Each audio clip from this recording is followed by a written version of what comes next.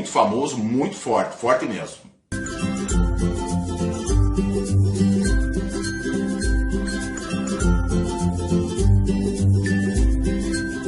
Sugestão aceita, agora o Curitiba é incluído e o Torneio do Povo passa a contar com 6 agremiações.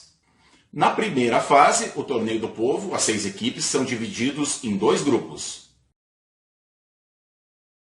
Classificaria para a segunda fase as 4 melhores equipes independente de grupos. Lembrando que o Flamengo, como organizador do torneio, ele já tinha a sua presença assegurada na fase final para a decisão do Torneio do Povo. Bom, agora vamos falar rapidamente então das partidas, como foram os jogos que levaram o Curitiba para a fase decisiva do Torneio do Povo em 73. Vamos lá. O Curitiba estreou na competição jogando no Mineirão contra o Atlético Mineiro. Venceu o jogo por 2-1, com gols do lateral Orlando e do atacante Hélio Pires. Detalhe, essa foi a primeira vez que uma equipe paranaense conseguiu vencer um jogo no estádio do Mineirão.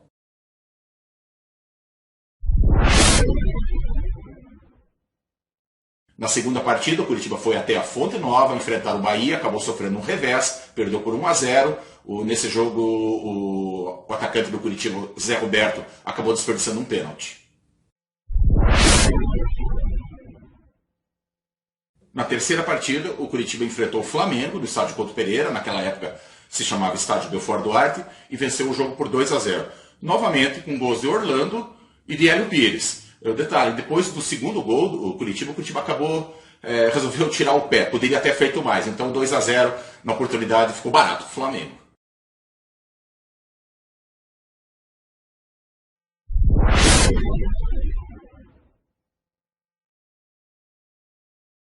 Quarta partida também em Curitiba. O Curitiba enfrentou o Corinthians. Novamente aqui na nossa capital. O empate de 0-0. Esse foi um jogo bem truncado, aliás, bastante violento.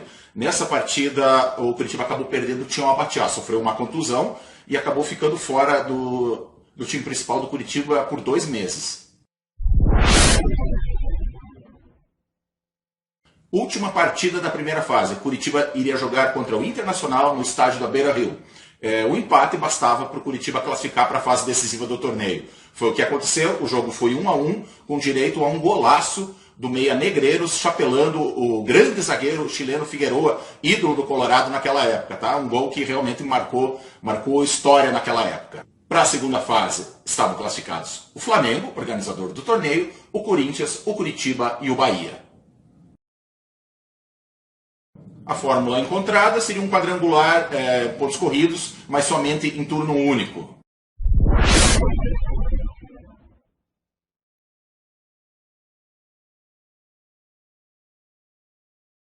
O Curitiba estreou aqui na nossa capital, no estádio Belfort Duarte, e venceu o Corinthians por 1-0. Gol do zagueiro Oberdan, um gol de cabeça já no final do jogo. Lembrando que nessa partida o técnico do Curitiba, o grande Tim, acabou encontrando uma maneira para marcar o lateral Zé Maria do Corinthians. Realmente era um lateral muito perigoso, avançava muito, e ele colocou o Cláudio Marques, zagueiro Cláudio Marques, na ponta esquerda, para marcar então as descidas, os apoios do lateral do Super Zé naquela época. Na outra partida, Bahia e Flamengo empataram em 1-1. Na segunda rodada, Curitiba foi ao Rio de Janeiro, no estádio do Maracanã, enfrentar o Flamengo. Venceu o jogo por 1-0, gol do Zé Roberto. Nesse jogo que dizem, né, que o Zé Roberto vinha jogando mal, não estava bem, e um diretor no banco de reserva pedia para o Tim tirar o Zé do time. Né? O Tim não fez isso, deixou o Zé até o final, e o Curitiba ganhou o jogo de 1-0, gol do Zé Roberto. No final do jogo ele teria dito para esse dirigente: craque a gente não tira. E ele estava certo. Né?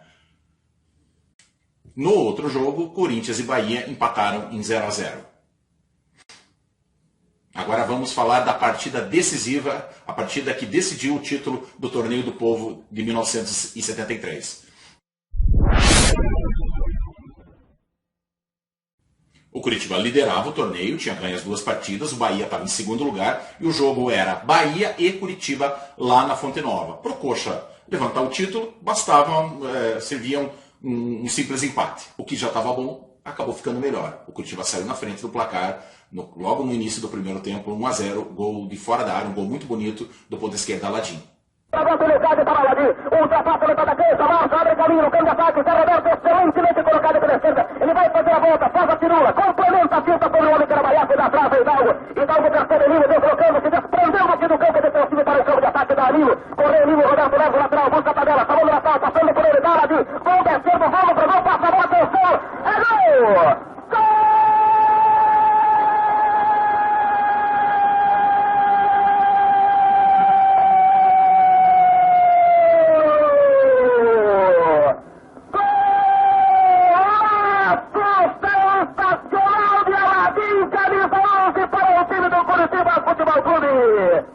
Mas no segundo tempo a coisa mudou. Aos 14 minutos o Bahia empatou o jogo, numa cobrança de um pênalti muito reclamado pelo Curitiba. O Bahia acabou empatando o jogo e 2 minutos depois o Bahia virou o jogo num lance que deu muita confusão. A defesa do Curitiba reclamou impedimento, o juiz deu a quantidade normal do lance, o Bahia fez 2-1. Nessa confusão, na reclamação do segundo gol do Bahia, do gol da virada do Bahia, o Curitiba acabou perdendo 2 atletas por expulsão, o capitão Hidalgo e o Cláudio Marques.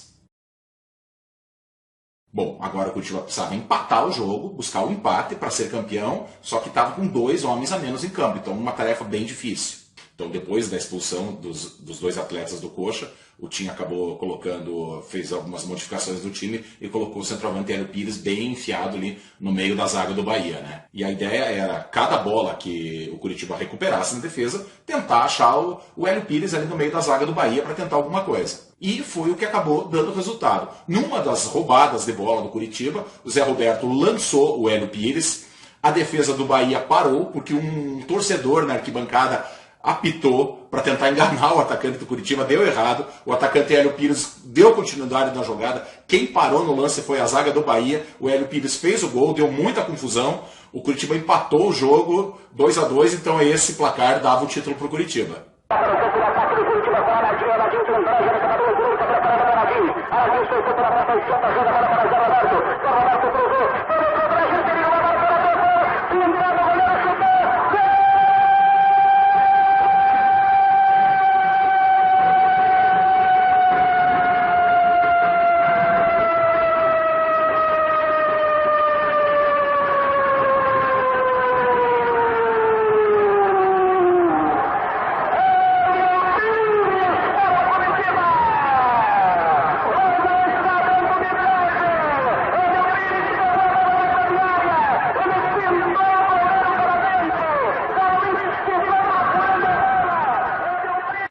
Quando o árbitro deu a partida por encerrado, os jogadores do Curitiba correram para o vestiário para comemorar lá.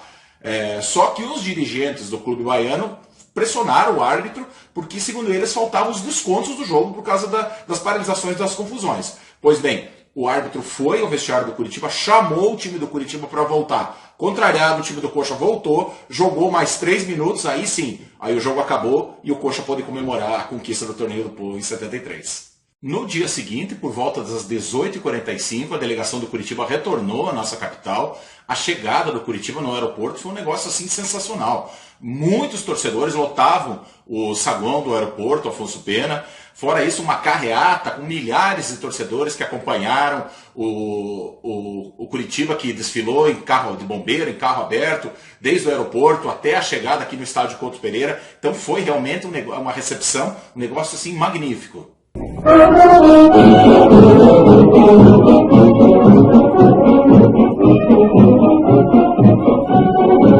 Curitiba, fita azul, internacional, és um sucesso no torneio nacional, com seu feito extraordinário. Bom, e essa foi a última vez que o Torneio do Povo foi disputado.